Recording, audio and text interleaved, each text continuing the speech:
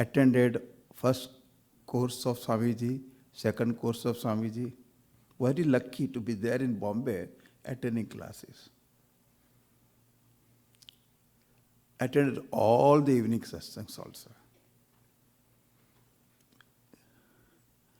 I was the only son of my parents, 2 sisters.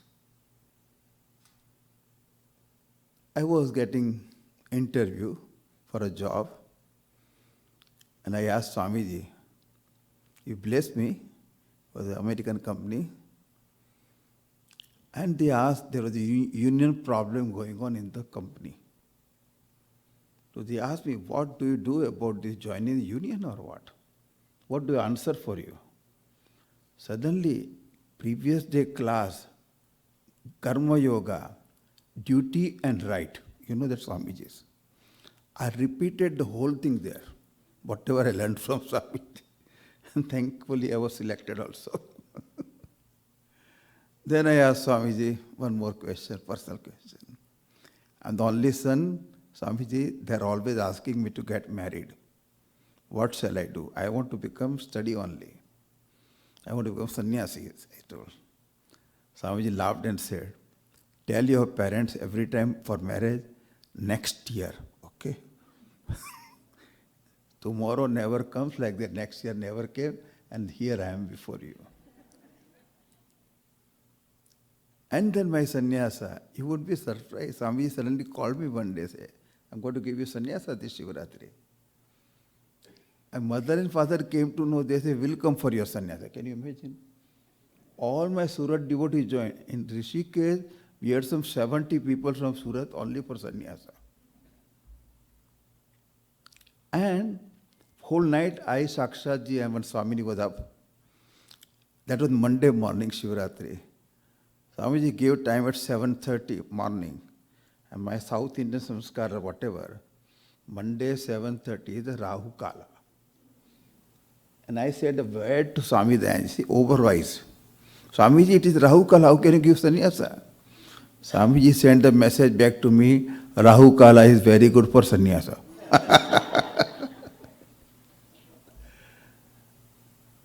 I can tell you whole day and night so many things with Swamiji.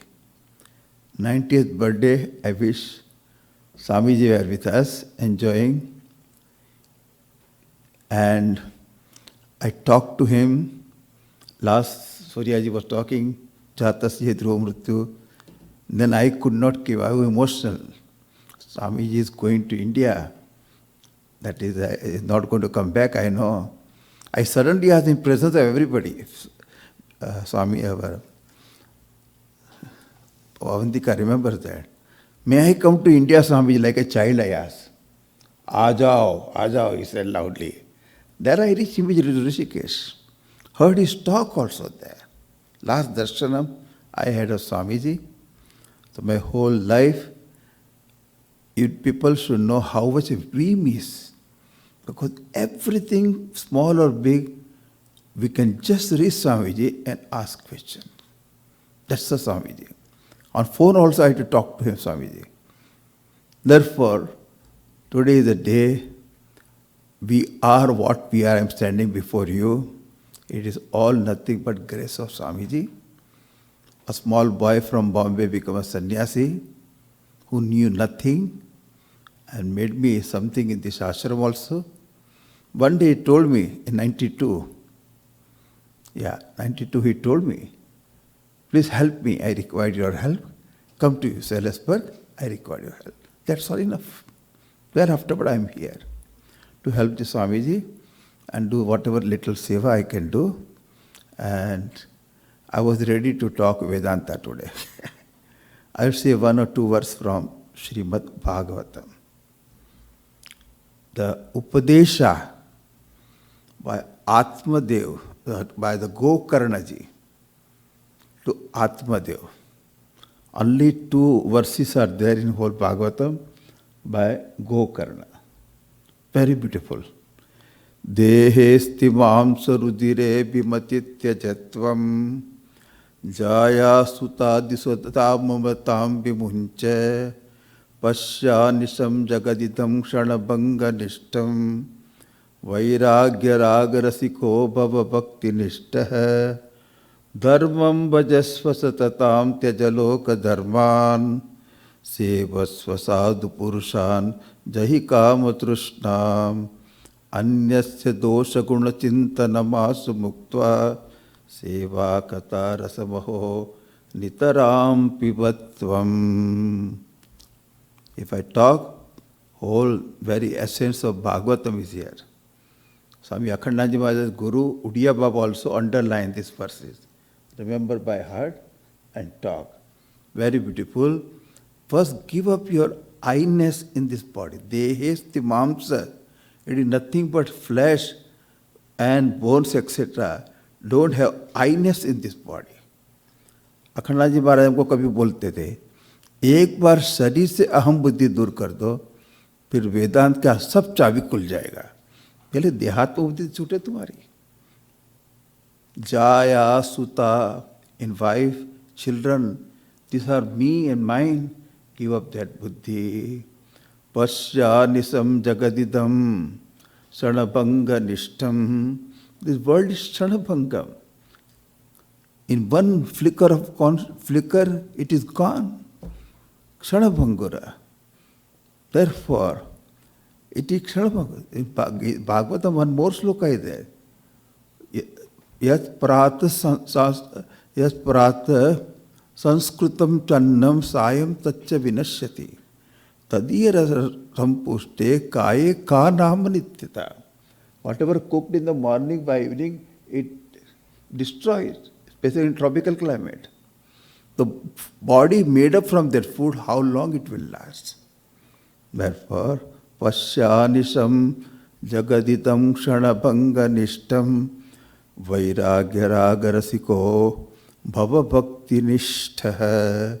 May be one who has bhakti nishtha, and only raga, let it be for vairagya. In Pujya Swamiji's language, objectivity, total objectivity, subtracting all subjectivity. Next verse is also very beautiful. Samaya Bhavat, I will not discuss that. Thank you very much. Oh, I had to tell a joke, I forgot about it, okay. The boy from the school in India brought the result, annual result. And father said, let me see your result. And boy said, Father, Daddy, I will show you the result if you keep a social distance, then only I will show you.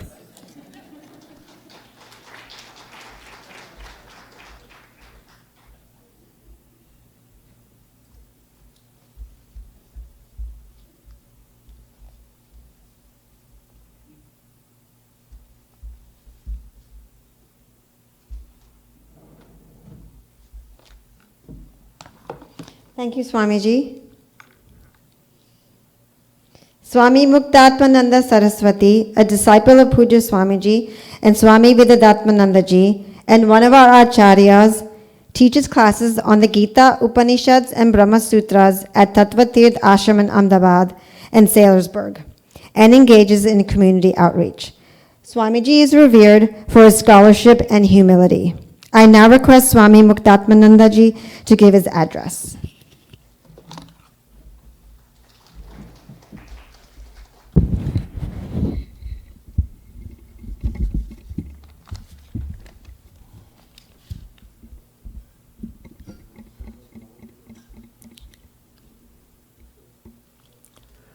Om Sahana Bhavatu Sahanau Bhunaktu Sahaviryam Karavavahai Tejasvinavadhitamastu ma vidvishavahai.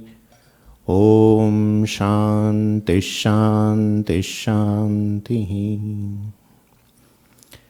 First of all, it's a great joy for me to join all of you on this occasion of 34th anniversary celebration of Arsha Vidya Gurukulam, and also the 98th birthday Aradhana celebration of Pujya Swamiji.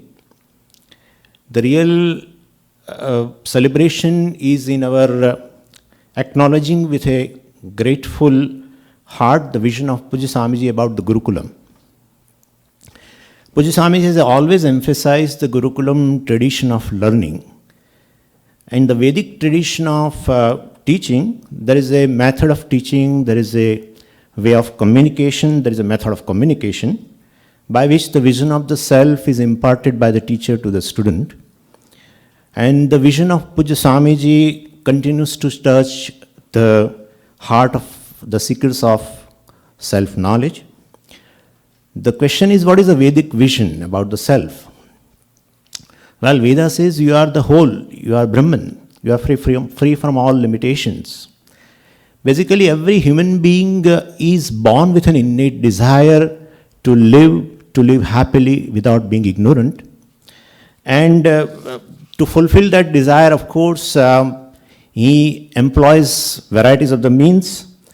The means are, he tries to get money, power, name, fame, influence, property, relationships, sense pleasures, and acquiring knowledge, acquiring punya, which we generally call them as the pursuits of dharma, artha, and kama. But unfortunately, all these pursuits cannot make the person free from the sense of this mortality and the sorrow. To such a person, if I ask a question that you want to live and live happily, when? He says always. Well, I ask another question. You want to live and live happily, where? He says at all places, in the home, outside the home, everywhere. I ask again, and you want to live and live happily, relating to whom? He said relating to all. Means there is the innate desire of a human being that he wants to live happily and relating to all forever. To such a person, well, I tell him you are asking something very extraordinary. Why? He says, how? Well, I say, I happen to see a sugar crystal with a human mind. And that sugar crystal had some problem. Being a human mind is fitted into that. So, and the problem is of a sadness. Well, I asked him, why are you sad? He says, I am so bitter, I want to be sweet. Then I asked the same question which I asked to that person. That when do you want to be sweet? He says, always, today, tomorrow, all the time. Then where do you want to be sweet? Do you want to be sweet inside the dibba container or outside the dibba? He said, no, everywhere. Then relating to what do you want to be sweet? Relating to chili powder, relating to salt, relating to turmeric. Do you want to be happy? He said, no, relating to all. Relating to all, I want to be sweet. Well, I tell sugar crystal, do you know what do you want to be? Well, you want to be yourself. Unless you are a sweetness, you can't be sweet always. Unless you are sweetness, you can't be sweet at all the places. Unless you are a sweetness, you can't be sweet relating to all. So sugar crystal is confused about itself, about its Atma, that is sweetness. Well, it's the same, similarly, I want to live happily and without being ignorant forever. Well, I am also confused about myself. Well, I am seeking myself. I want to live forever. I want to have my existence forever. Well, existence is my nature. Sat is my nature. I want to be free from ignorance forever. Well, consciousness or knowledge is my nature. I am Chit. I am Sat, I am Chit. I want to be happy forever. Well, Ananda is my own nature. And that is how I am Satchidananda, that, knowing this, one will definitely get, fulfill the desire of, that basic desire of a human being, that I want to live happily and relating to all, without being ignorant. So, Shankaracharya ji, of course, sings the glory of this self in Atma Bodha. Yallabhatna aparah labah, yajnanatna aparam jnanam, yat sukhatna aparam sukham, yajnanatna aparam jnanam, tad brahma iti avadharayet. So there is no other accomplishment or a gain in life like accomplishing Atma or moksha. All my struggles, stress in life is actually for gaining this fullness, but every gain is finite, and so it can't give me the fullness. Well, but definitely gaining fulfillment is in terms of knowing that I am already accomplished, or I am whole, or I am limitless Brahman. Like gaining sweetness on part of sugar is in terms of knowing. Sugar crystal has to know that basically it is sweet. So this is there is no other accomplishment in life like the accomplishment of the self. Second thing is, Shankaracharya says, Yat sukhatna aparam sukham. There is no other sukham like Atma sukham. In fact, there is no other sukham other than the sukham of Atma. So all sense pleasures are seeming pleasures, and they are like a child who enjoys one's own thumb. And child is sucking one's own saliva actually, but mistakes it as a mother's milk. So similarly, when I enjoy sense pleasures, well, really speaking, I'm enjoying myself. In fact, my own fullness, that's my nature, manifests in the moment of joy. And the third thing is, Shankaracharya says that yat jnanat aparam jnanam, there is no superior knowledge other than the knowledge of self. Because this knowledge knocks out the very notion that I am ignorant by giving me the knowledge that I am consciousness, and this is my nature. So to gain this self-knowledge, well, there is a teaching tradition. Our Gurukulam is preserving this teaching tradition and provides this teaching of the self since last 34 years in the United States, and making the humanity, making the humanity free from basically suffering. One who exposes oneself to this teaching, well, definitely becomes free from the suffering. So lastly I say this Gurukulam is very unique in two ways. One is its uniqueness is in providing the state-of-art facility to all the seekers of knowledge. And second thing is it is unique in providing a very excellent teaching tradition, which has a very wonderful teachers starting from Pujya Swamiji and Swami Tattvavidanandaji and Swami Viditatmanandaji, Swami Pratyagbodhanandaji. So we have wonderful teachers also. This is a unique thing in this planet. And there is a uniqueness of this Gurukulam. Lastly, well, this is an occasion to remember our commitment to the growth of the Gurukulam along with our growth. Thank you very much.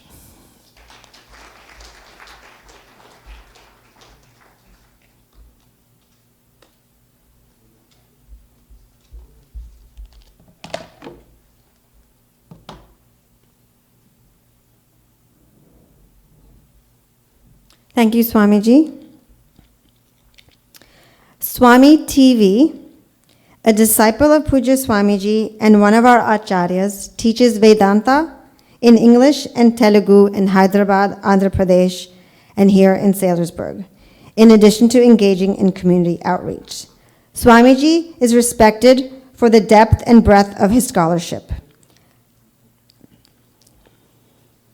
I now request Swami TV to give his anniversary address on Ksama, forgiveness.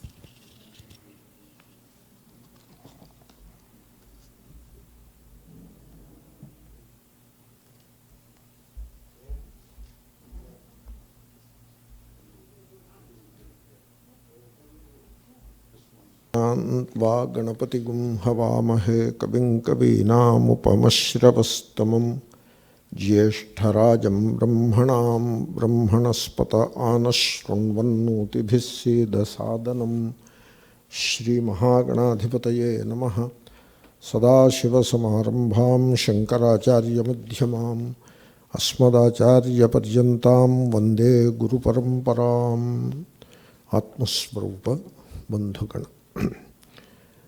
It is a great privilege and joy for the speaker to be a part of this occasion. I did not attend the anniversary programs for the last few years. I think nearly 7-8 years back I attended a program in which Pujya Swamiji was the chief speaker. And so I was in the audience enjoying the speech of Pujya Swamiji. But then times change, and this year Sri Swami V was supposed to be the chief speaker, and either I would have not attended or attended and sit in the audience and enjoy his speech. But then these are Corona times, so unexpected and unusual things do happen. Sri Swami V could not make it here, whereas I could come very unexpectedly with the help of a few friends here and a few friends there back in Bharat. I could manage to travel rather unexpectedly and arrive here, and therefore all these circumstances put together catapulted me onto this dais as the chief speaker. So the topic also, I was wondering what topic I will talk about, but then Sri Shuddhatma settled that for me, saying that topic is already selected, and the topic is Ksama. Therefore, you will be hearing some of the thoughts that were lingering in this head, instead of from Sri Swami V. I will try to share a few thoughts with you about Ksama. I try to relate this word Ksama with the Bhagavad Gita, because the word Ksama occurs quite often in Gita, like Samadukha Sukhaha, Kshami. The one who has a Ksama, the quality of Ksama, is called Kshami. And then there is another word, Kshantihi. Kshantirarjavam, amanitvam, adambhitvam, ahimsa, kshantirarjavam. The words Kshama and Kshantihi, for the one who doesn't know much Sanskrit, may look different, but they are the same. The dhatu is same, the suffix a and the suffix ti have the same meaning. And therefore, they are paryaya, they are synonyms. Therefore, Ksama, Kshantihi, they mean one and the same. And then there is another word in Gita itself with the same meaning, that is Titiksha. So, tam Titikshasva Bharata.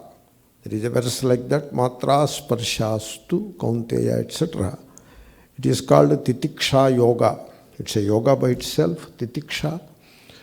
Now, these are the three words with the same meaning. They are synonyms, at least partially. So the meaning of the word Ksama is forbearance, to endure, endurance, to put up with. That is one meaning.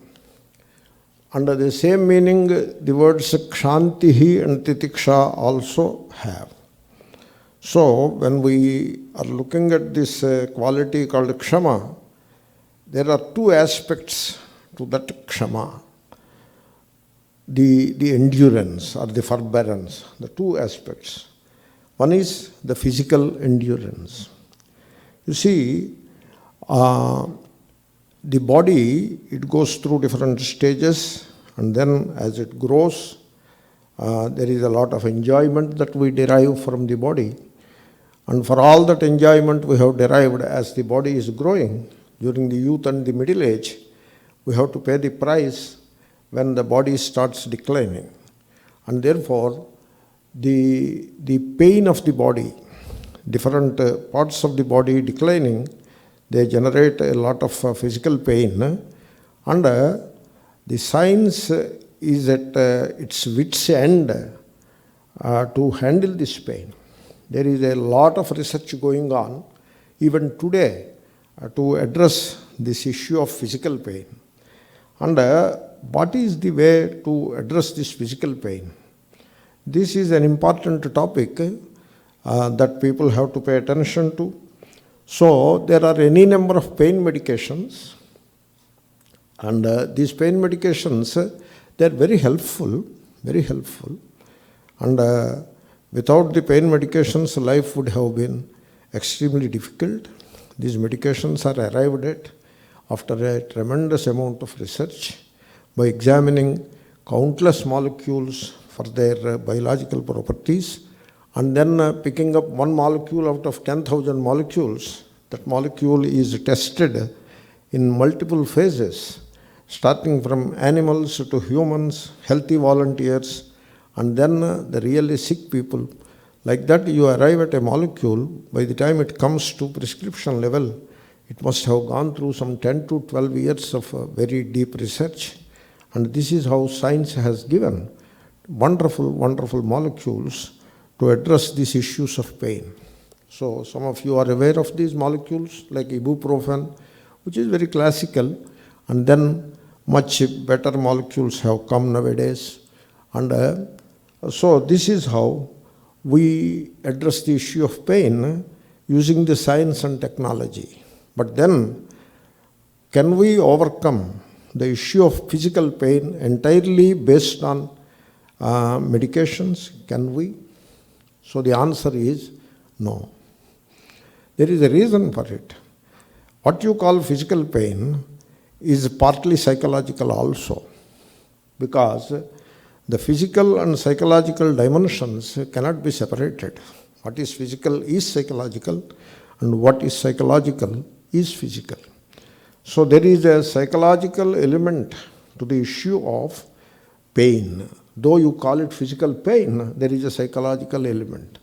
And if the psychological element is in good place, it is in proper place, the problem of physical pain could be mostly resolved. In addition to, therefore, not entirely depending upon the medicines provided by the science and technology, you should also find an inner mechanism, an inner strength to deal with the physical pain. And the name of that inner strength, which is supplements the outer medicine in addressing or in resolving the issues of physical pain, the name of that inner mechanism is Ksama, endurance. So now you understand the importance of Ksama. So especially as people grow and cross the middle age and enter the threshold of old age, you need to bring out that inner power of endurance. It is there in everyone. It is there in everyone. When you remain blind to that inner strength and entirely depend upon the outer medicine while dealing with the problem of physical pain, you are at a big difficulty. If I can say so, the Western developed societies, compared with Indian society, we seem to rely more on the inner strength of endurance to overcome the issue of physical pain than on medicine. Whereas in the developed societies, they put the medicine in the hands of the person, and so whenever the person sees the first hint of physical pain, he will start gulping the pills. And so he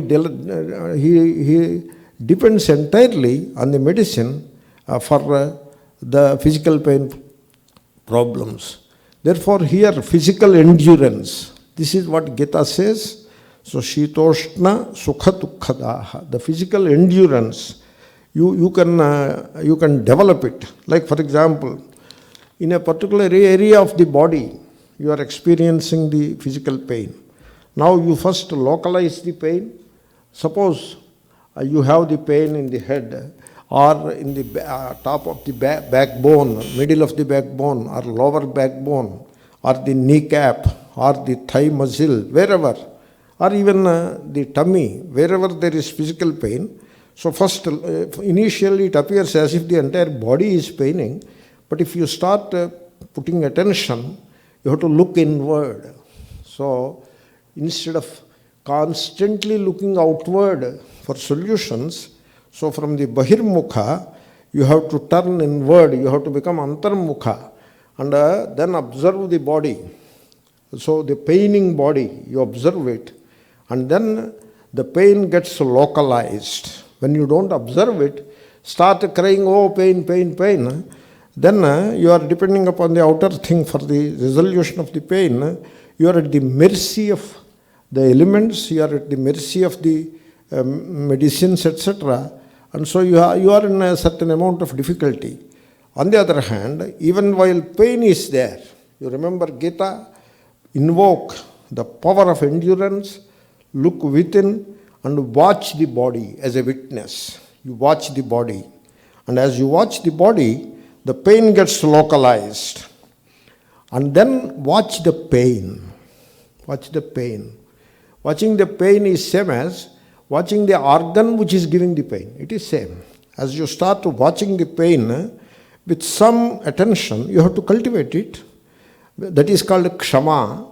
And so, as you have that Ksama, the endurance, the quality of the pain starts changing. Means it will not be continuous anymore. It will be kind of on and off. So now, you watch the pain, investigate it, explore it, look at it, be with it, and then to a point that it may sound ridiculous to you. If you practice it, you will know. To a point that you come to love the pain. To that a point, you watch it. And then the quality of the pain undergoes a transformation. And you should declare to yourself, this is not pain, this is not a painful pain. This is pleasurable pain.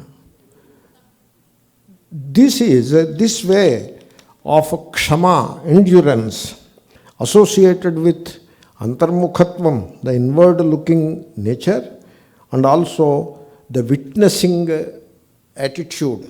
With that, you cultivate the power of Ksama, and even these scientists have declared that this Ksama introduces, there is an intention. The Ksama is the intention as an intention to endure. That is the Ksama.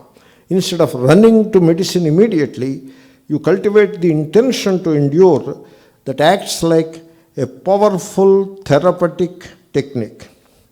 So you can practice Ksama and convert it into a powerful therapeutic technique. I sincerely appeal to all of you.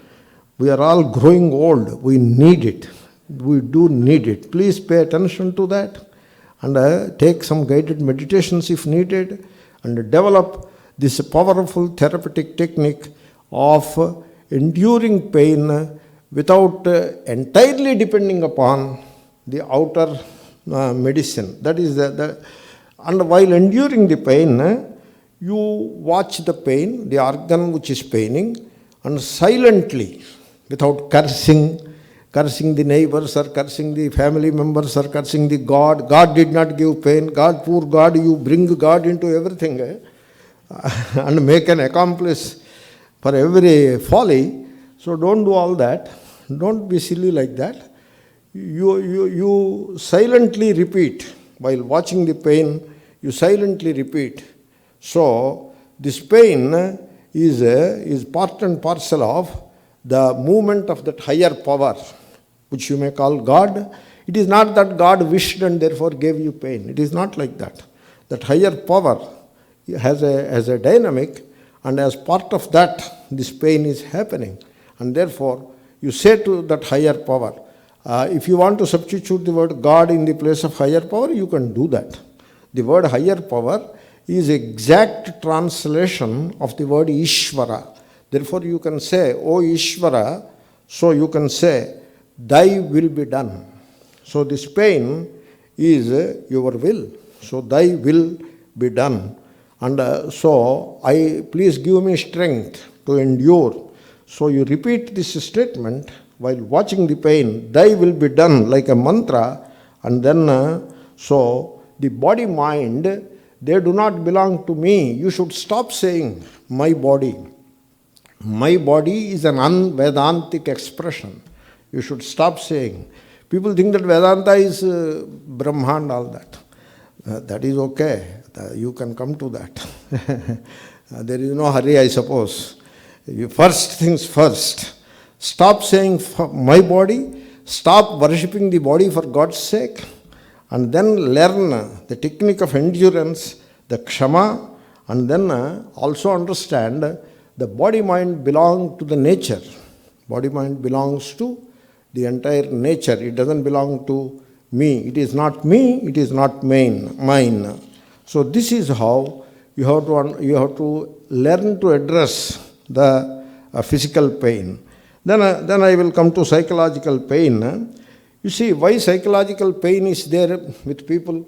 People, they say they are studying Vedanta for 10 years, 20 years, 30 years, 40 years, and they also claim that we know Swamiji, big Swami, that Swami, this Swami, we know for 2 decades, 3 decades, but still suffering so much of psychological pain and emotionalism and all that. What is that?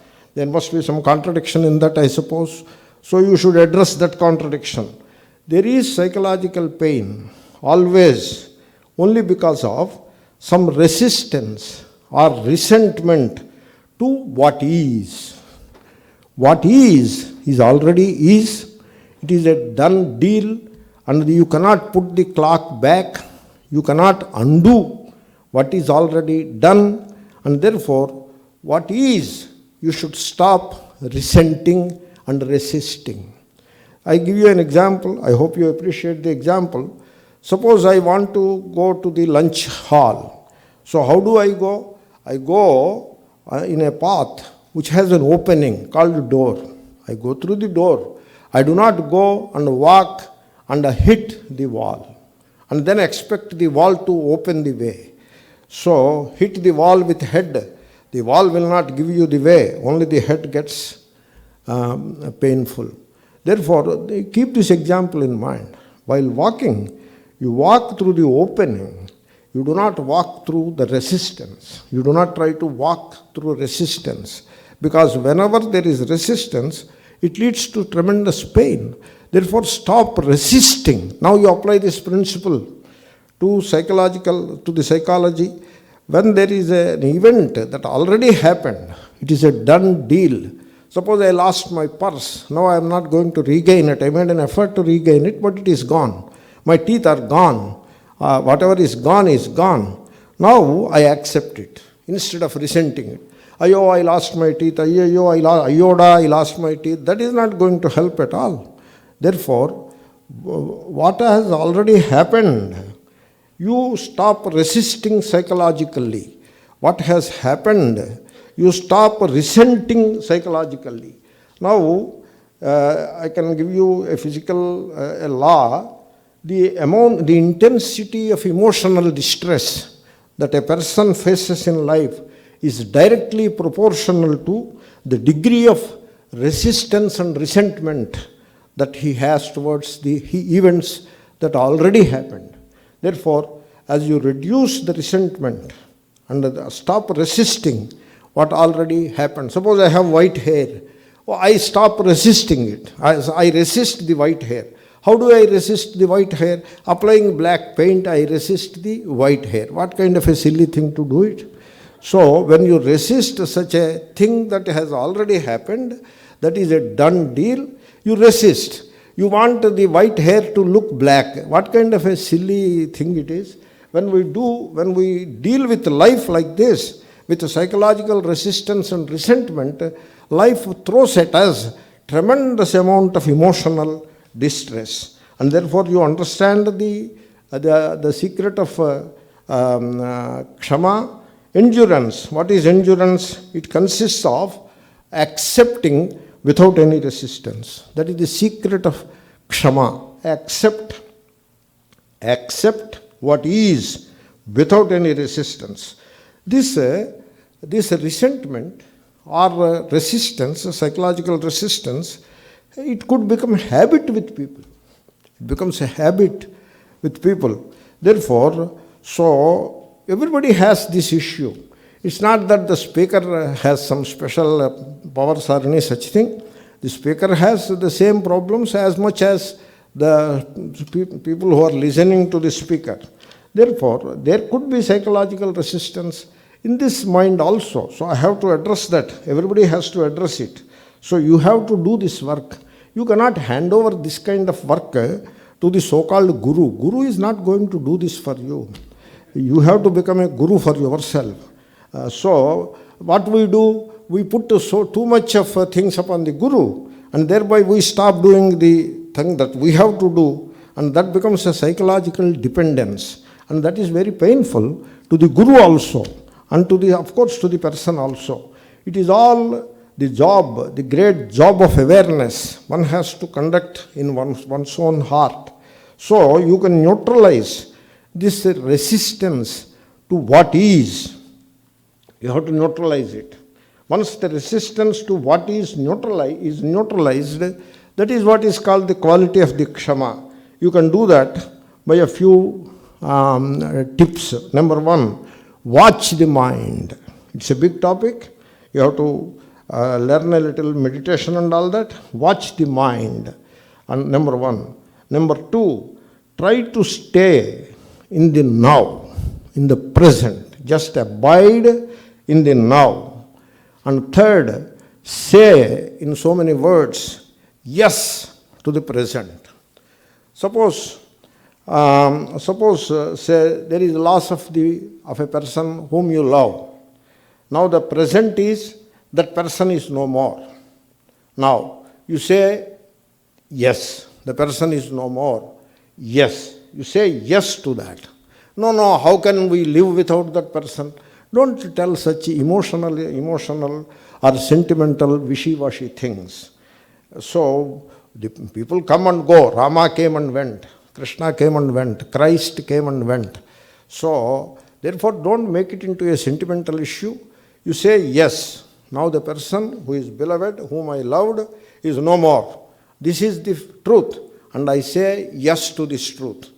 By these three tips, if you follow, that develops that inner endurance, because of which you avoid the psychological resistance or psychological resentment that helps you to overcome the psychological pain. This is called Ksama.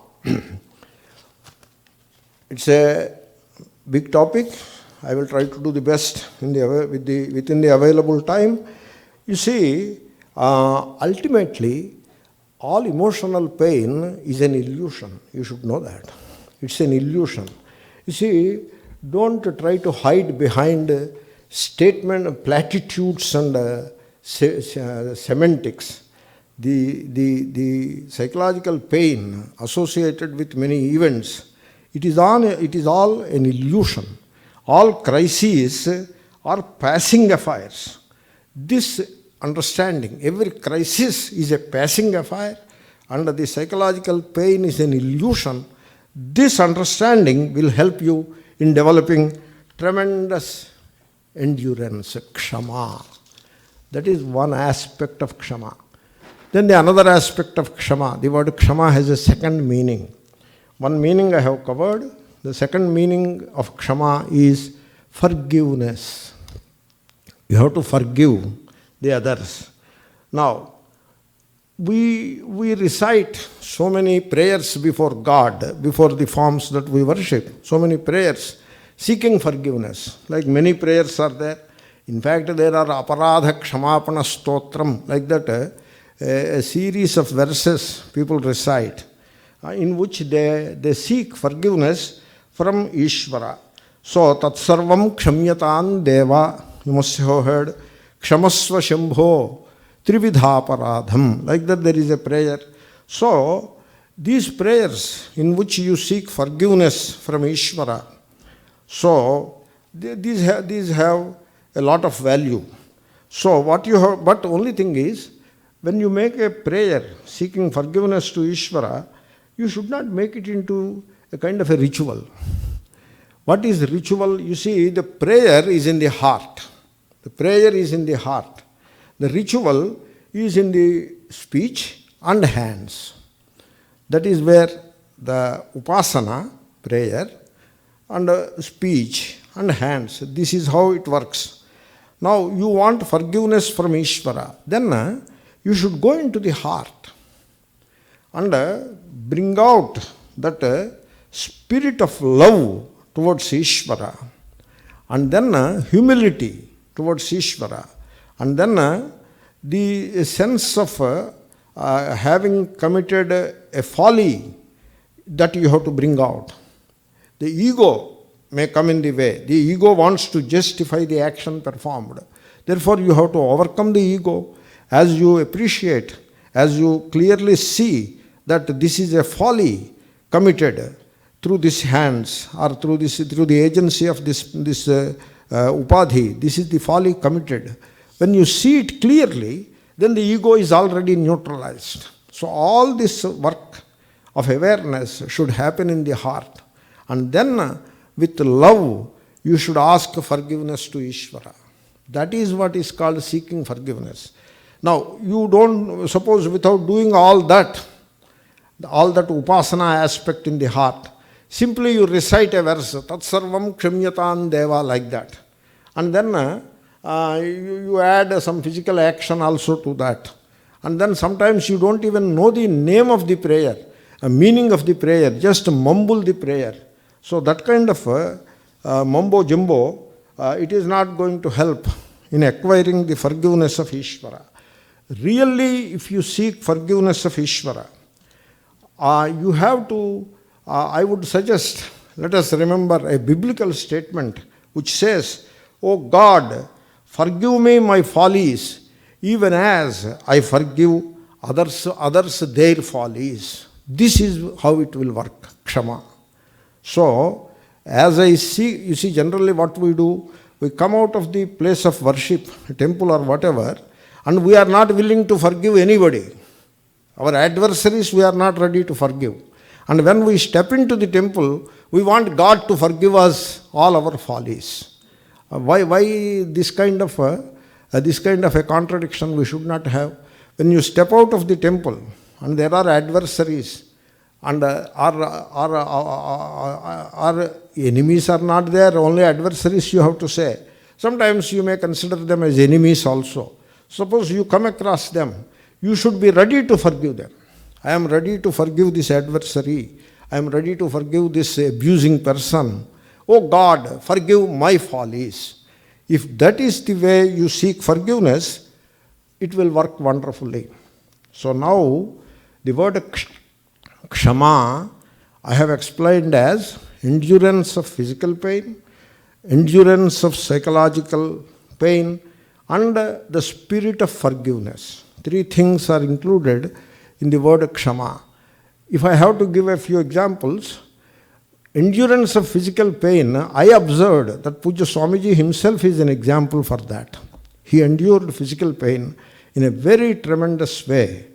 Probably nobody could endure to that extent. That is how I felt when I observed. And then one more illustration I will give you that includes all the three aspects of Ksama by giving an anecdote. Just bear with me. I will try to finish within the fixed time. In 1200, approximately 1200 CE, the Christian era, or AD they call, the coastal Andhra Pradesh was ruled by a great king called Rajaraja Narendra, with a town called Rajamandri as the capital. Some of you must be knowing these names of the place and the king. Anyway, it's a historic thing. This king is a great king, and the great poet Nannaya Bhattaraka, who has translated Mahabharata partly into Telugu, was the court poet of Rajaraja Narendra. The king had a son by name Sarangadhara. The Sarangadhara was in his 20s, very agile, active, strong, and expert in martial arts, in horse riding, sword fighting of those days, And he was loved by all the subjects of that kingdom. And of course, he was very much beloved son of the great king Rajaraja Narendra. It so happened, the fate works its own ways. There was a neighboring kingdom called Rangasima. And the king of Rangasima had an ongoing feud with Rajaraja Narendra. It is coming from generation to... Thank you. So you want me to speak for some more time?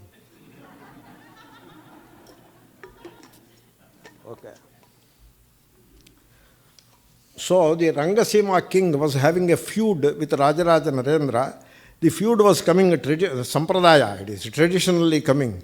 From earlier generation also had a feud, and it has come to, they inherited this feud. So the Rangasima king wanted to settle this feud, and so that the two kingdoms, neighboring kingdoms, could live in peace. Something like India and Pakistan deciding to live in peace, you know. So something like that. So in those days, what is the way to do it? The way is marriage, you know. This is the political marriages. So the Rangasima princess, her name is Chitrangi, was offered in marriage to Rajaraja Narendra. And he accepted it. He should not have accepted, because he is already crossed middle age and he is entered into his almost at the threshold of old age, and this Chitrangi is in 20s, and so he should not have married her. But it's a political marriage.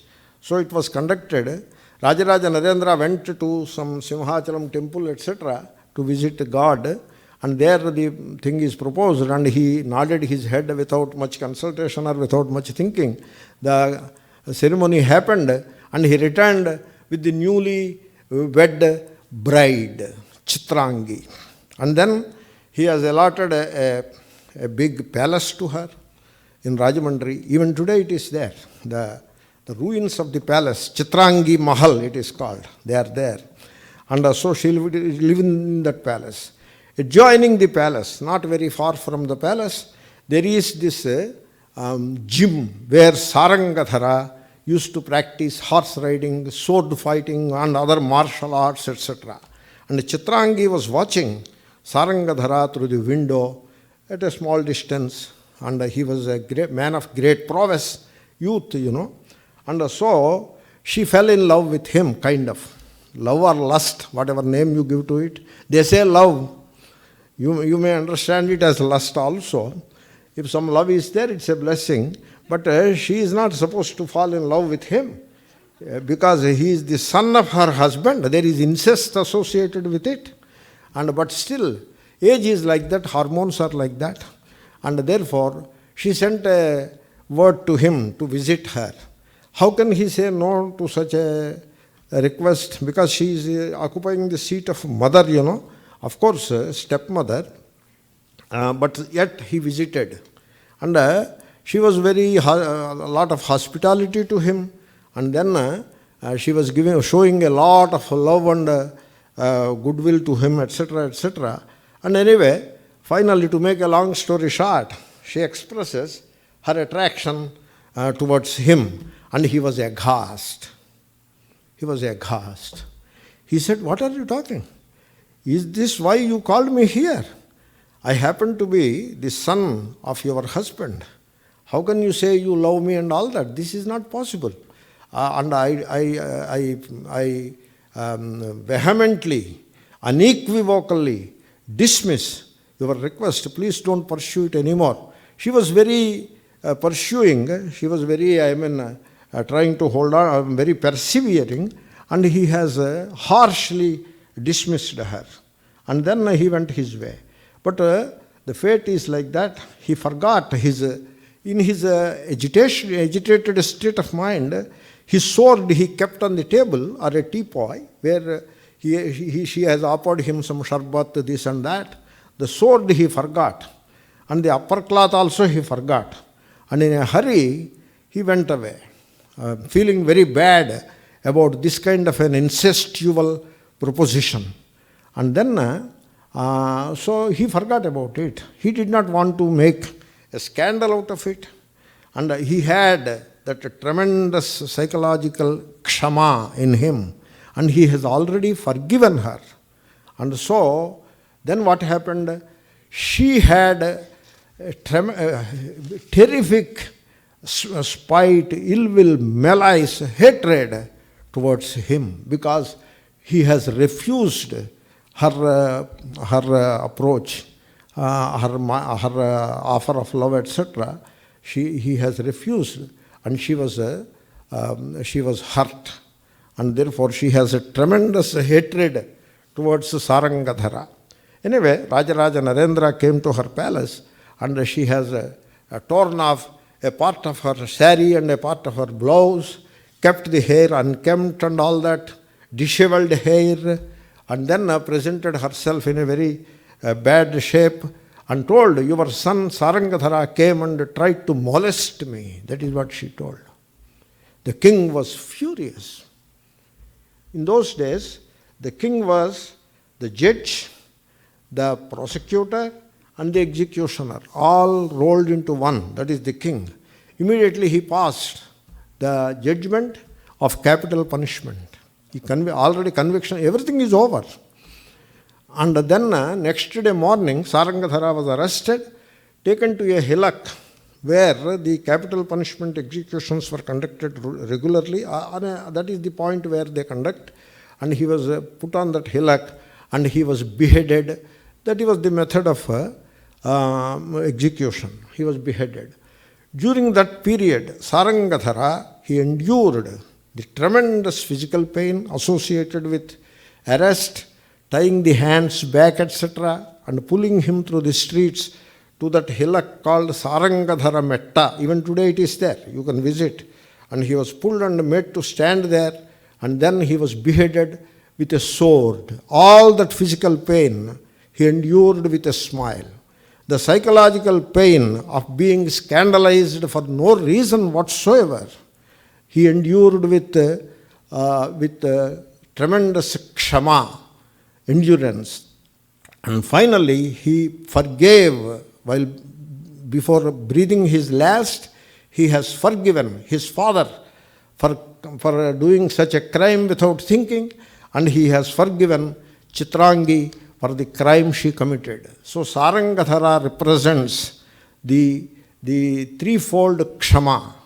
And having explained Ksama in some detail, I think that Sarangadhara, in the history of in Indian society, he represents all the three aspects of this Ksama, and we should take the spirit of Sarangadhara in our hearts and keep the spirit of endurance, physical, psychological, and also the spirit of forgiveness in our lives.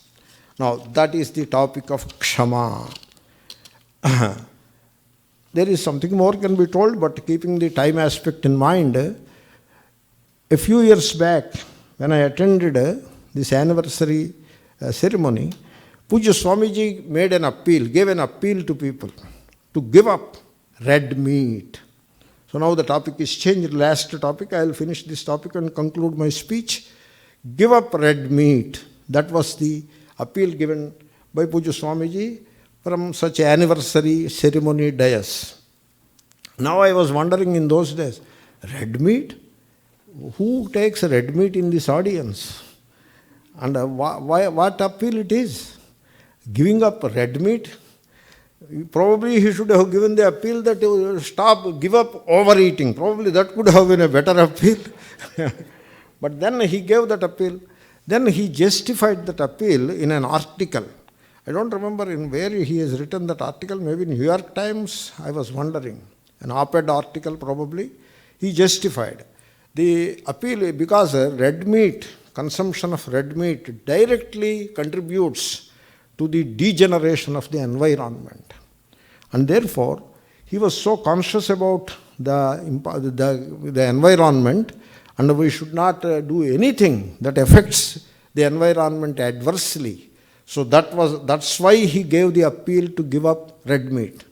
Now, when I was asked to speak as the main speaker of this anniversary ceremony, I was giving a thought, and therefore I took a cue from that appeal, and now the speaker is trying to make an appeal to you. Now, the idea is, I am not trying to preach anything to you, nor I am trying to teach anything to you. I am only making an appeal. The appeal applies not only to the visitors, It applies to the ashram people as much, and more than the visitors and the ashram people, it applies to the speaker himself. That is the appeal. The appeal is give up the use of single-use plastic. That is the appeal. Now, don't get disturbed already. There is a way of identifying with the problem and there is a way of identifying with the solution. I request you identify with the solution. Don't identify with the problem. Oh, without water bottle, how can we have lunch, etc. Don't start identifying with the problem like that. Start identifying with the solution. Please have some ksama in you, endurance, and stop using single-use plastic. And when I make an appeal, you should not put a hole in your pocket. I mean, you should not add to your expenses. That kind of an appeal is not correct. Therefore, I don't want you to spend money on alternates to plastic and all that. Without spending extra money and on all these things, without suffering, without causing any difficulty for yourself, have some endurance and simply avoid the use of single-use plastic. And it requires some endurance, some ksama, and you cultivate it and you practice it. When I was saying this, can I make such an appeal? I was wondering with a friend of mine, with a friend or two, already they took the initiative and I was so gratified that these wonderful people, the moment I said casually, they already took it to their heart and started implementing it. Therefore, please keep that in mind. Now, finally, give me another 3-4 minutes. Finally, you see, we are students of Vedanta. I am saying this based on a premise. And if you say the premise is wrong, I withdraw what I am about to say. But if you say the premise is right, then you should think about it.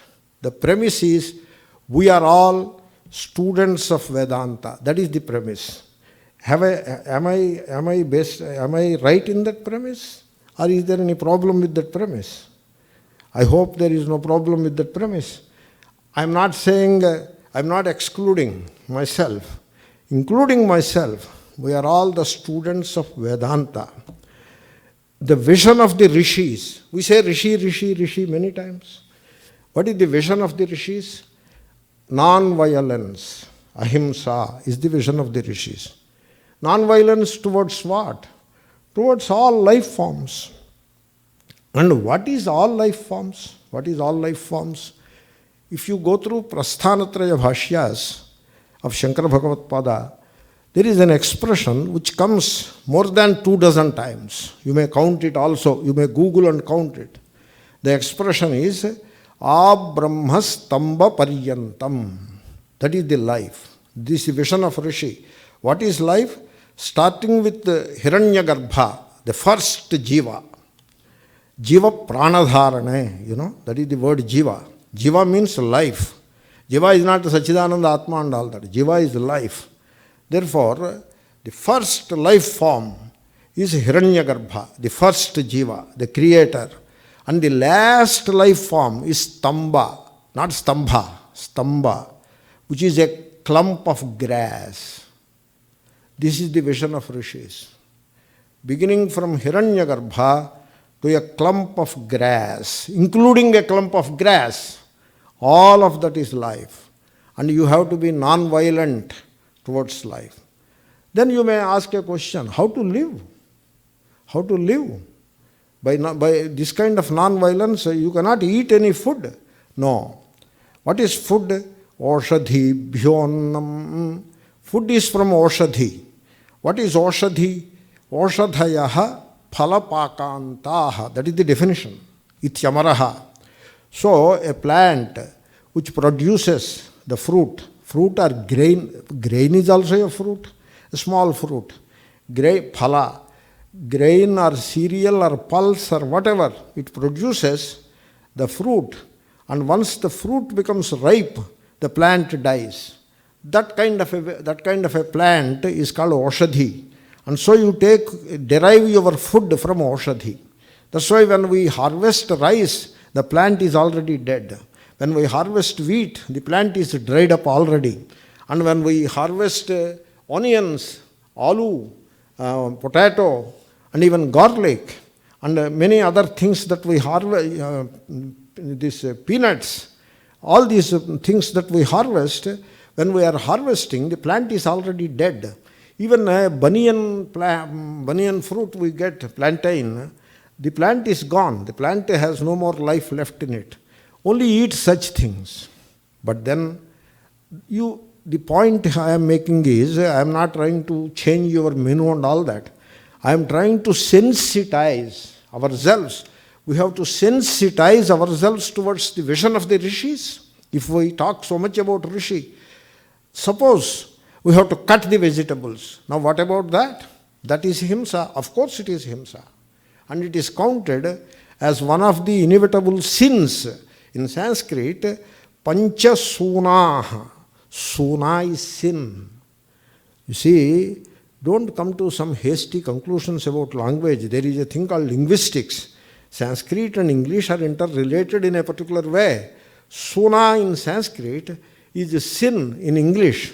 Therefore, 5 sins a family person has to invariably perform for making a simple living. And one of those 5 sins is cutting vegetables. And therefore the family person, he is committing a sin every single time he is cutting vegetables. And therefore he has to atone for it. And what is the atonement? He has to offer food to the guest, etc. There is an atonement. Panchamahayajnas are mandated as the atonement for the 5 sins. And one of those sins is cutting vegetables. So this is the vision of rishis. This is the vision in which we are very sensitized towards all life. And while walking on the path, I don't feel like plucking even a leaf, because that is himsa, that is the violence. And therefore, as students of Vedanta, we have to sensitize ourselves to this non-violence, the vision of rishis. And so with that kind of a sensitiveness, is called bhakti. That is bhakti. That is what I am speaking is a true religion. I am not talking about the religion of the masses. I am talking of the true religion in which the bhakti consists of tremendous sensitization of one's own heart towards all life forms, including a clump of grass. The day we sensitize ourselves to that level, that day we can call ourselves Vedantins. Till then, only platitudes and semantics that Brahma is the Jagat Karanam, Atma is Brahma, Jagat is Mithya, this kind of semantics, very hoary, great statements, they come from the lips, they don't come from the heart. They come from brain cells because there are all so many concepts. So we have to move away from conceptual knowledge into the tremendous sensitization in our heart. Then we can call truly ourselves Vedantins. So I appeal to all of you, let us sensitize ourselves towards all life. Harihi Om Tat Sat Shri Krishna Arpadamastu. Now we will hear and see Swami Viditatmanandaji's recorded message. Thank you.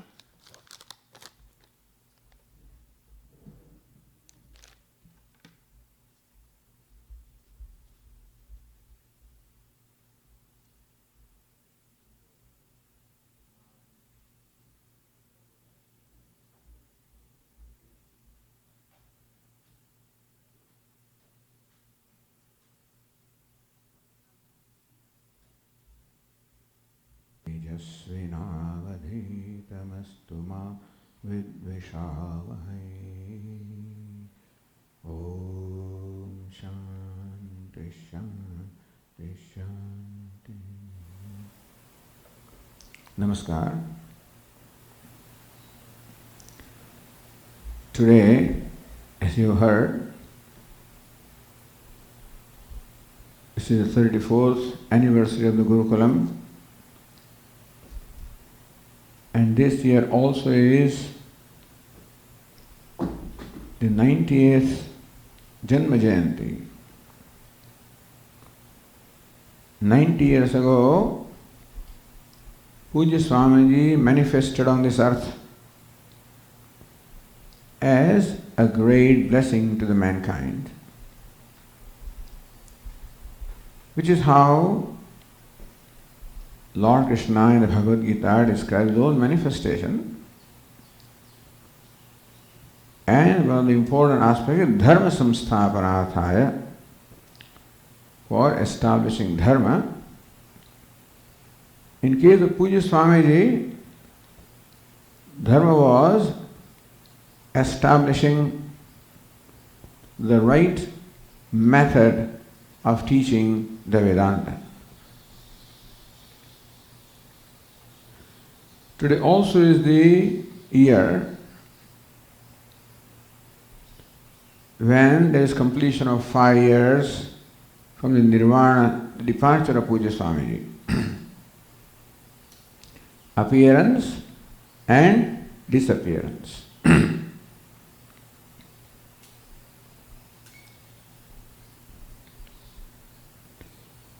It is very natural, of course, to remember Pujya Swamiji, as the earlier speakers have already done so.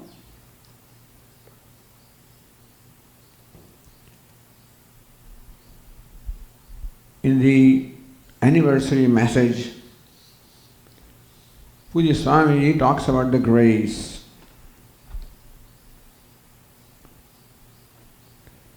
And we can say that Pujya Swami himself was embodiment of grace, of which we are all beneficiaries in various ways.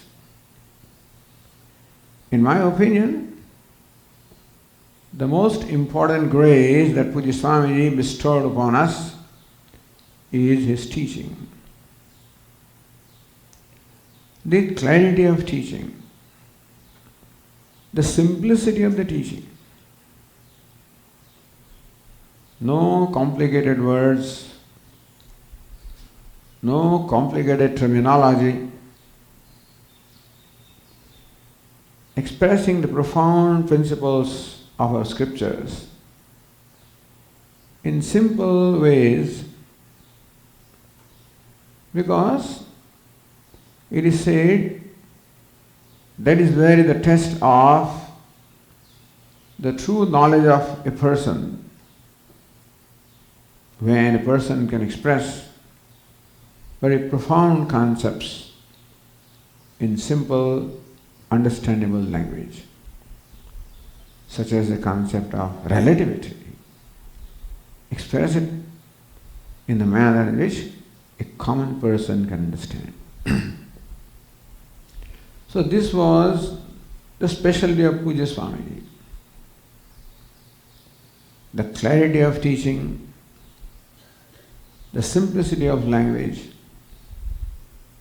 which naturally all flowed from the simplicity that Swamiji embodied. Pujya Swami used to say, simplicity is not simple at all. Not simpleton, but being a simple person who doesn't have any angularities, who is what is inside is what is outside. And so Swami said that it is easy to relate to a person like that, who is simple. That simplicity is the culmination of the abidance in knowledge of the self, which is simple.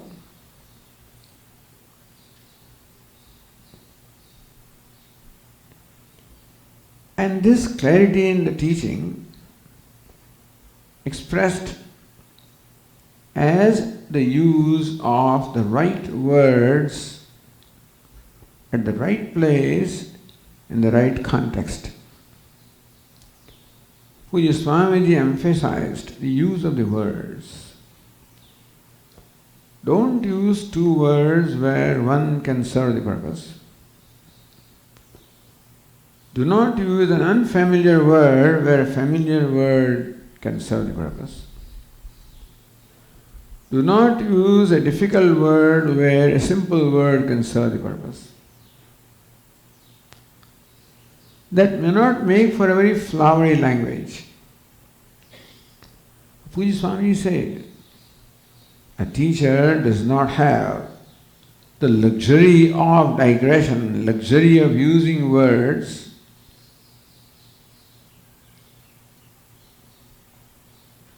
because a word is the means of communication.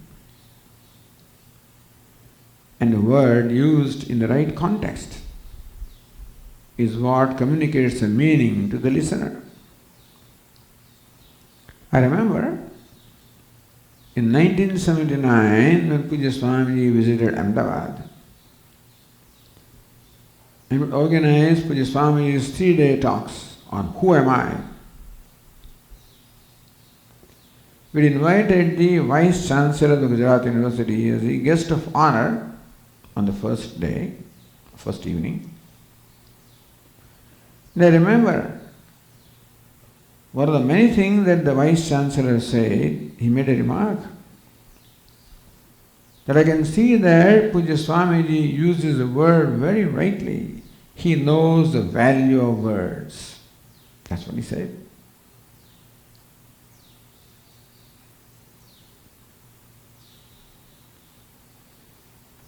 And this clarity of understanding of Vedanta reflected in some of the very simple but profound concepts or explanation that Pujya Swamiji provided.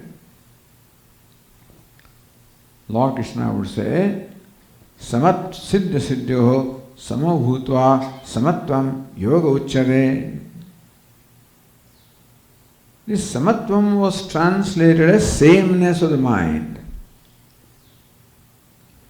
Siddha Siddhyoho in success and failure.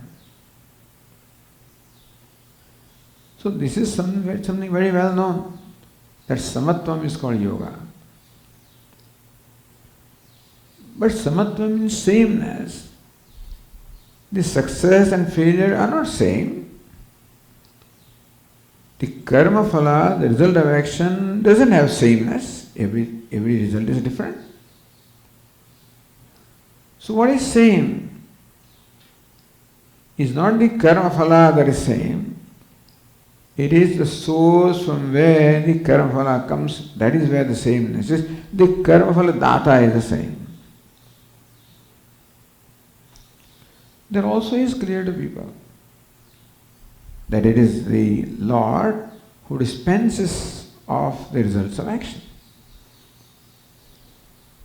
But then Swamiji explained the sameness of the mind as prasad buddhi.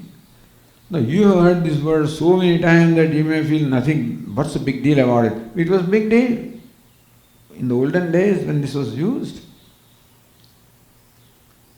That not only Lord is the karma phala data, the dispenser of the results of the action, but Swami said what comes from the Lord is prasada. Prasadastu prasannata, that is prasannata. The cheerfulness of the mind when prasada comes to us. Elaborate this concept very well. So prasada buddhi's attitude of graceful acceptance. That is where the sameness is. What is dharma? Lord Krishna says, karmanyevadhikaraste. Here Arjuna, you should perform action which is based on dharma, which is a duty. Why does this have to be said? Because Pujya Swami says in simple words, In every situation, we have a choice of doing what I like and what is right. And everyone knows what is right.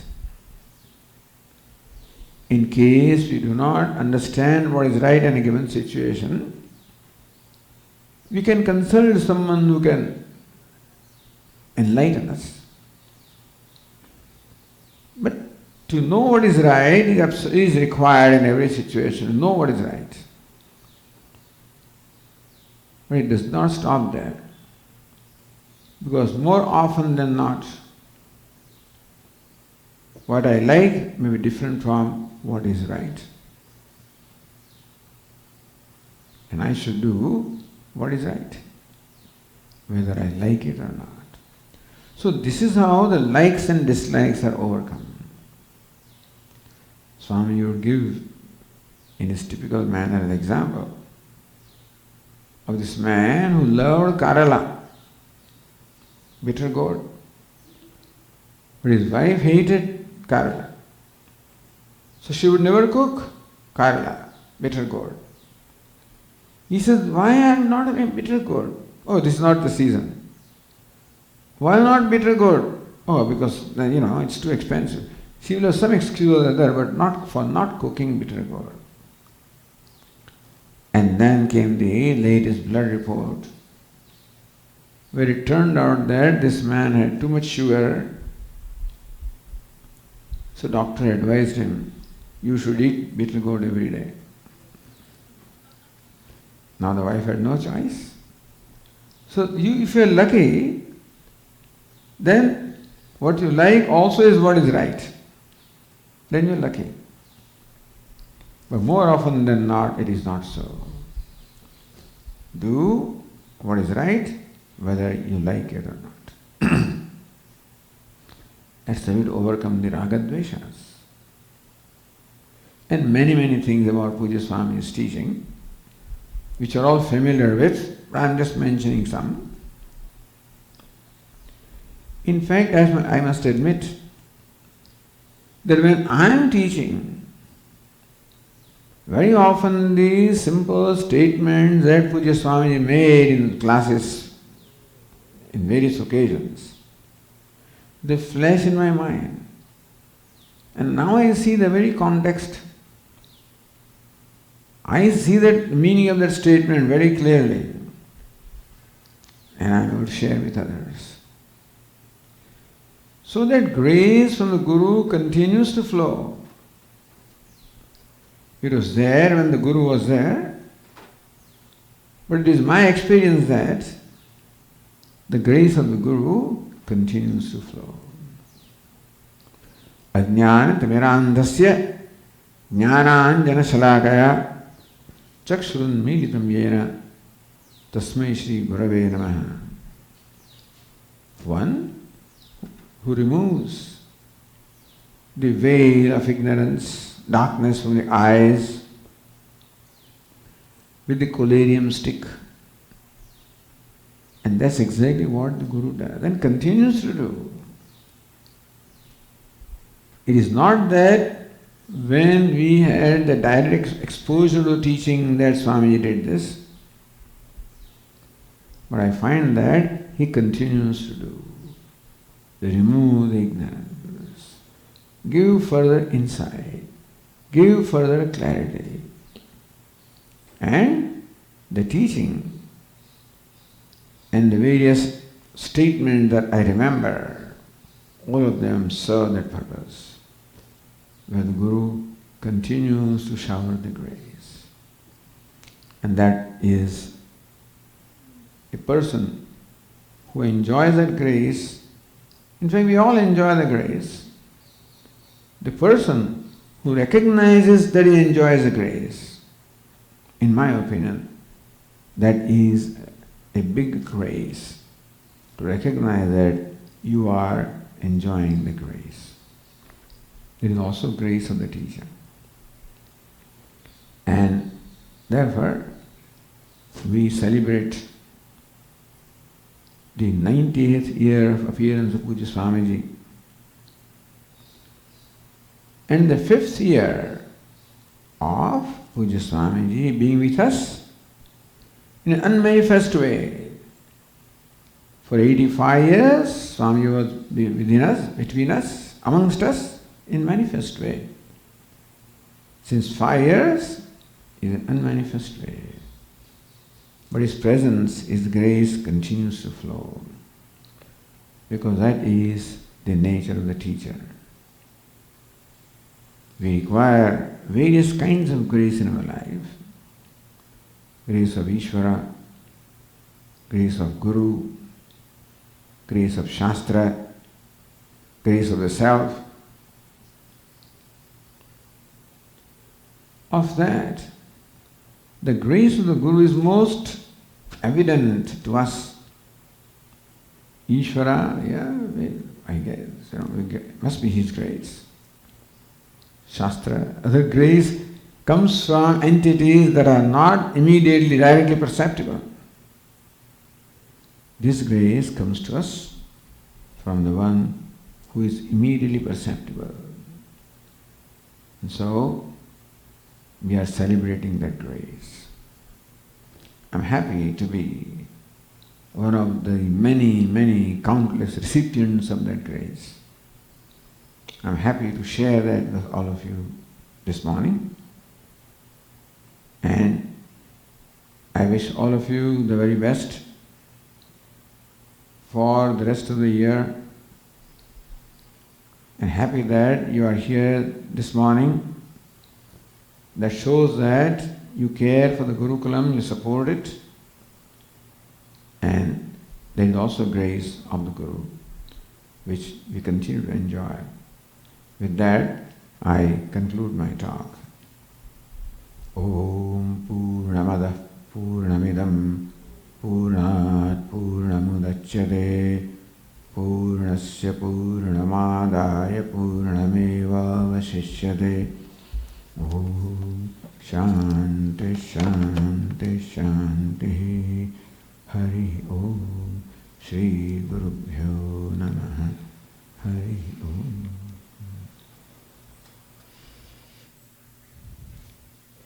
Thank you, Swami. Swamiji's talk on Bhagavad Gita on the screen. And then I will make a few announcements for lunch, some instructions, and then we'll have lunch and we'll come back from satsang. So please await some more announcements after this talk. Thank you.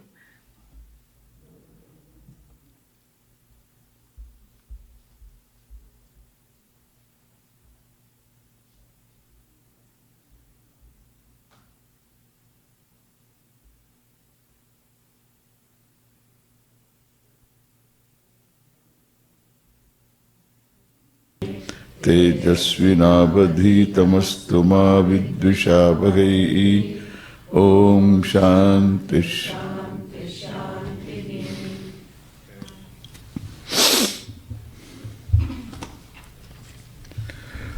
आपूर्यमाणमचलप्रतिष्ठम् समुद्रमापः प्रविशन्ति यद्वत् तद्वत्कामायं प्रविशन्ति सर्वे सशान्तिमाप्नोति न कामकामी।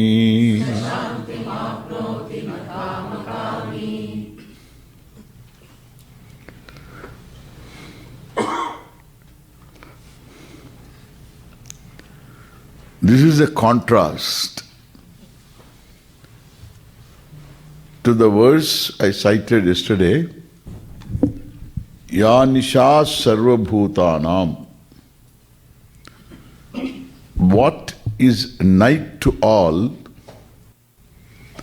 is day to the Sthita Prajna, the person who is Atmani Eva Atmana Tushtaha. The one who is awake to oneself. The self, which is the reality of Ishvara, reality of the world, reality of oneself. And therefore he is Purnaha. And that person cannot be understood by a person who is not Purna.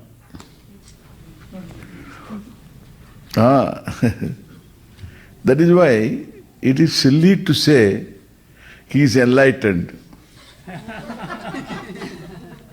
So what do you know about enlightenment?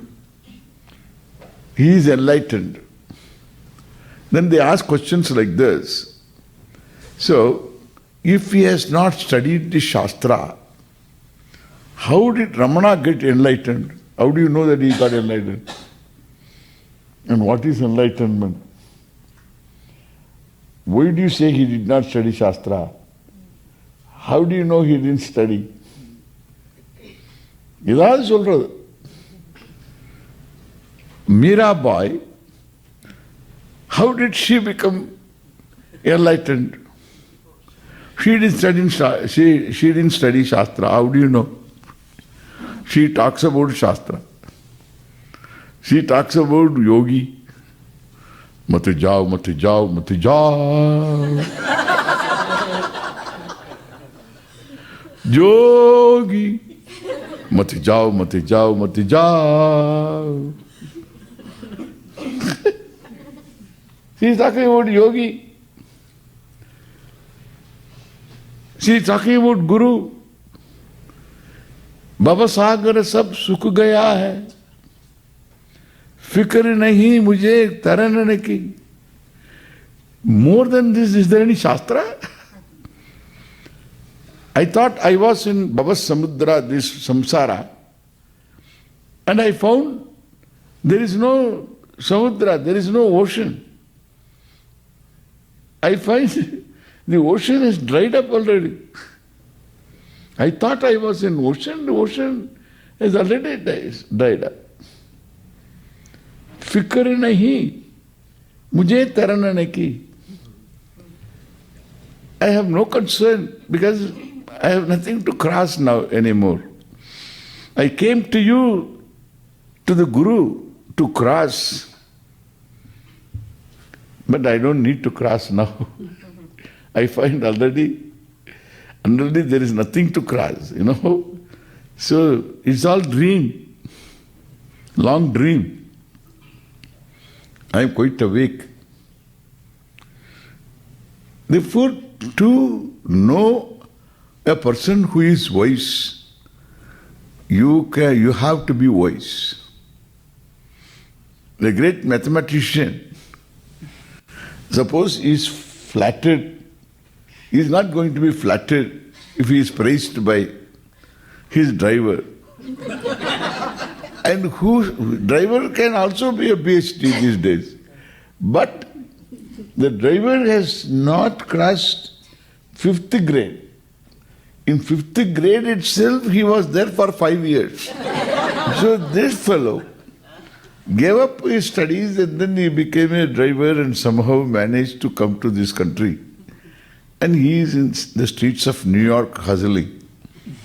So that guy, in New York, the drivers hustle, you know, the taxi cab drivers. And therefore, this guy praises a great mathematician who is there in his cab. You are wonderful. I heard that you are a great mathematician. So we need mathematicians like you. Your contribution is very big and all that. If he praises him, what value it has got? What value it has got? There is no value. He is not going to value the flattery. Another mathematician has to tell him. Correct? Somebody called himself Maharishi. And who gave you this Maharishi title? Another Maharishi has to tell. Vishwamitra had to get the title of Maharishi by Vasishta. And he won't give. Vasishta was difficult to get from Brahmarishi. Brahmarishi has to say, and Vishwamitra was a king. He was a king. And he once went to the forest with his retinue and in his kingdom. And their Vasishta's hut was there. They were all hungry. They wanted food. They went to the hut. Is there anything to eat? Our Maharaj is hungry. Have you got anything to eat? He said, how many of you are there? Oh, we are more than 1,000 people.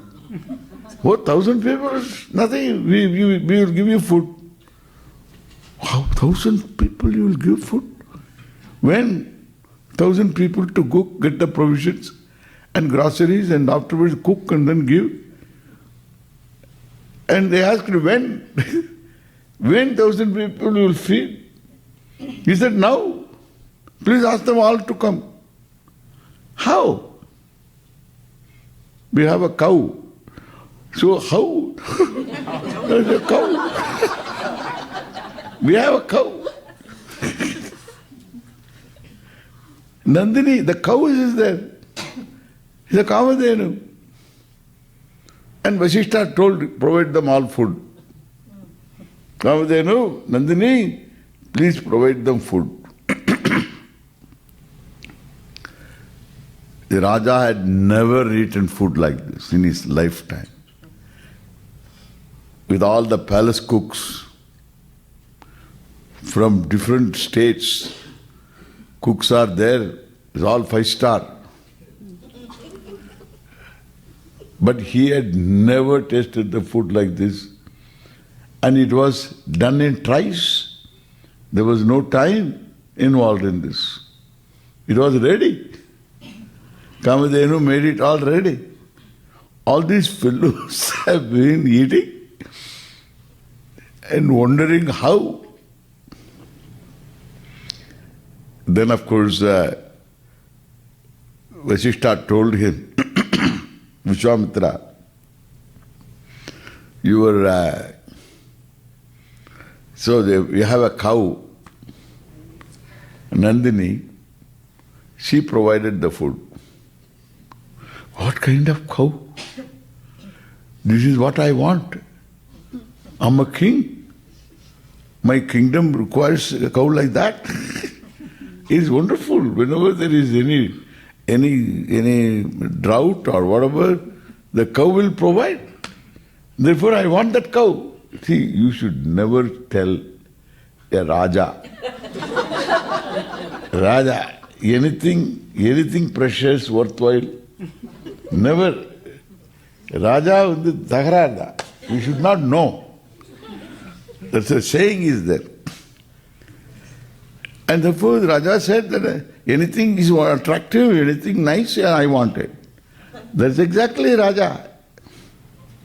And so he wanted this. And Vasishta said, I can give you, but that Nandini doesn't obey. She won't obey you. Why? You try, you got a kick. So he went and told Nandini, please give me this, give me that. And we got kicks from Nandini. So he got angry, Raja. Then he went and asked Vasishta, why she won't give me? This cow doesn't behave. I'm a Raja. You may be Raja, but she will oblige you if you are a Brahma Rishi. Maharishi. But then what should I do? Do tapas. So to become Brahma Rishi, in order to get the cow, in order to get the cow, you wanted to be a Maharishi. As long as he has got the desire for the cow, he can't become Brahma Rishi. This is tiger style, you know. He wants Nandini to behave. Nandini will behave only when he becomes Brahma Rishi. The desire for Brahma Rishi itself is an enemy for becoming Brahma Rishi. Vishwamitra struggled all his lifetime. Always angry because things don't happen. He was angry with the world, angry with the cow. He started with the cow.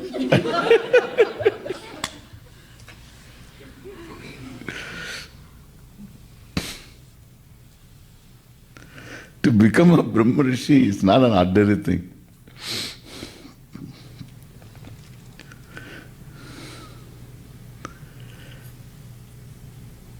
And therefore, somebody told him, don't worry, you are Brahma Rishi.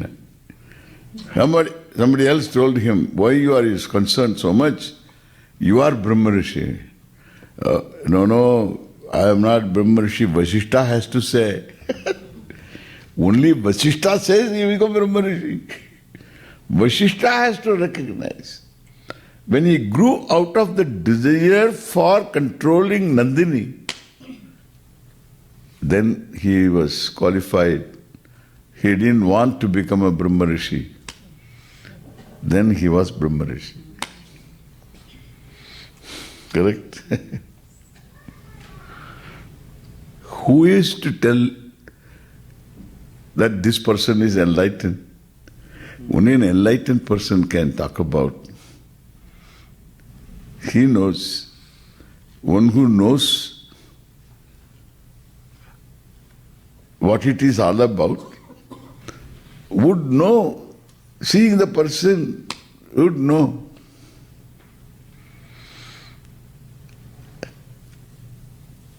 And therefore, ya nisha sarva bhutanam tasyam nishi jagrati samyami. The wise man is awake to what the people are sleeping to. And what he doesn't see, these people all see. The duality, the reality of duality. The paramarthika buddhi of duality, the knower-known knowledge. They are there.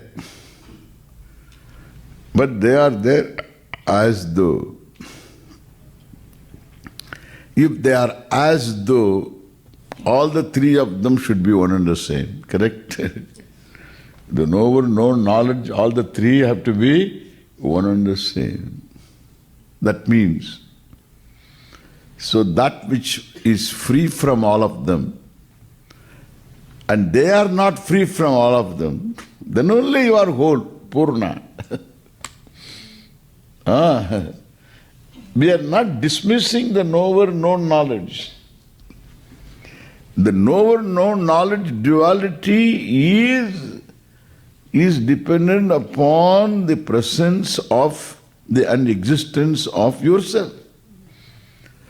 The knowledge is not separate from you, the self. The knower is not separate from you, the self. And the known also is not separate from you, the self. Kya baat hai? So if this is the truth, then you are the whole, you are Purnaha. With the world you are Purnaha. Without the world you are Purnaha. Purnaha means whole.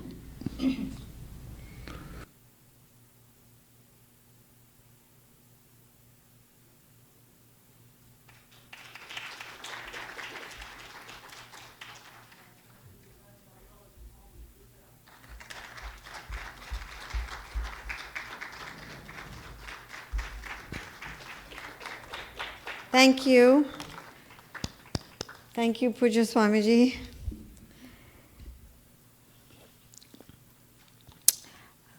Our volunteers will soon direct you to the dining area. Please leave your footwear where it is right now, and you may collect it afterwards.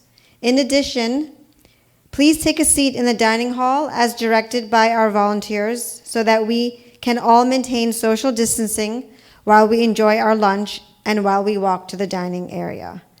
Lastly, after you have finished lunch, please leave your boxes and cups at the table. We will reconvene here in the auditorium at what time? 2 p.m. At 2 p.m. for a question and answer satsang with Swami TV.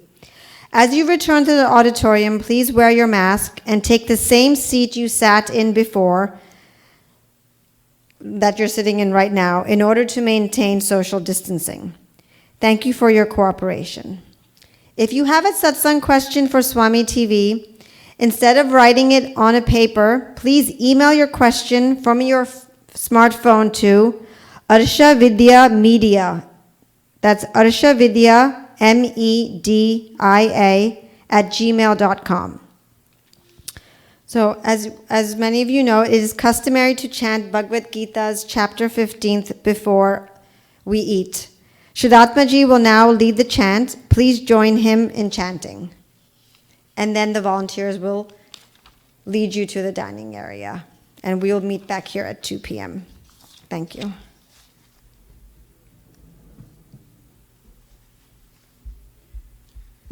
Thank you, Vani. Anybody wants to come and join me, please come on the stage. Together we can chant 15th chapter. Please feel free to come on the stage.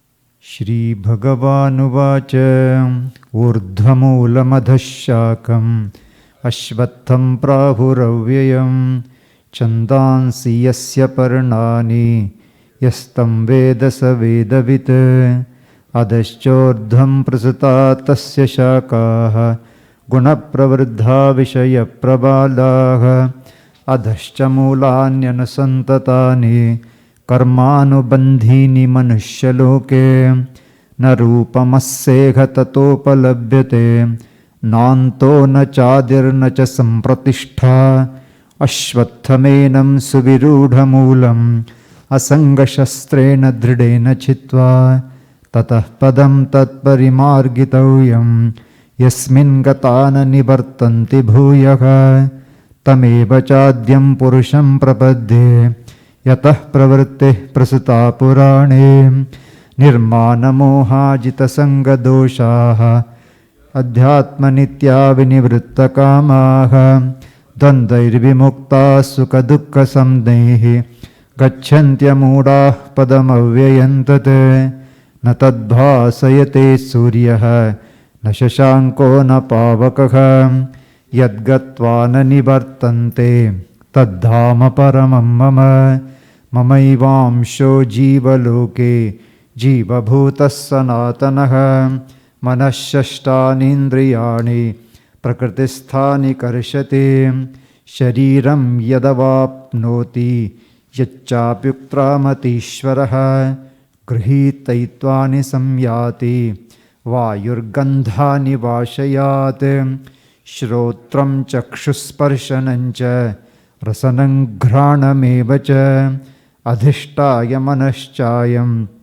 Vishayanupasevate Utkramantam stitam vapi Bhunjanam va gunanvitam Vimudhananupashyanti Pashyanti jnana chakshushaha Yatanto yoginaschainam Pashyantyatmanyavasthitam Yatanto pyakritatmanaha Nainam pashyantya chetasaha Yadadityagatan tejaha Jagadbhasayate khilo Yachandramasi yachagno Tattejo vidhimamakam Gama vishyacha bhutani Dharayamyagamojasa Pushnami chaushadhi sarvaha Somo bhutva rasatmakaha Aham vaishvanaro bhutva Praninam deham ashritaha Pranapanasama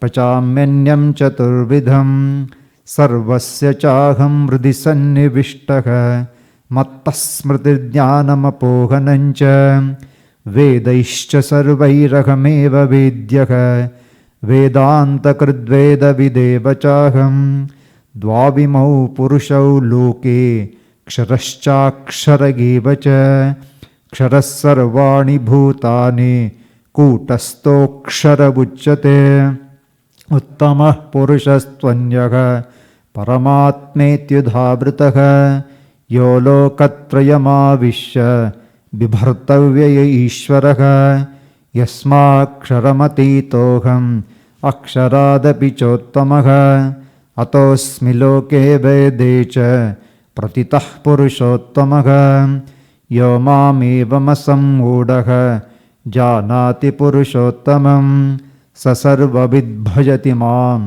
सर्वभावेन Bharat इति गुह्यतमं शास्त्रम् इदमुक्तं मया नघ एतद्बुद्ध्वा बुद्धिमान् स्यात् कृतकृत्यश्च भारत ॐ तत्सत् इति श्रीमद्भगवद्गीतासूपनिषत्सु ब्रह्मविद्यायां योगशास्त्रे श्रीकृष्णार्जुनसंवादे पुरुषोत्तमयोगो नाम पञ्चदशोऽध्यायः।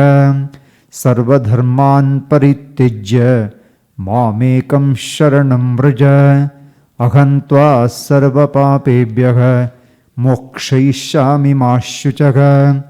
हरिः ॐ ब्रह्मार्पणं ब्रह्मकविः ब्रह्माग्नौ ब्रह्मणाहुतं ब्रह्मैव तेन गन्तव्यं ब्रह्मकर्मसमाधिना। हरिः ॐ नमः पार्वतीपतये हर हर Mahadev.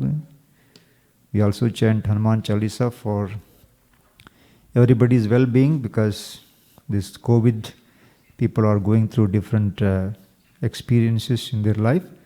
So to remain them safe, we always pray through Hanuman Chalisa. If you want tested, you can join.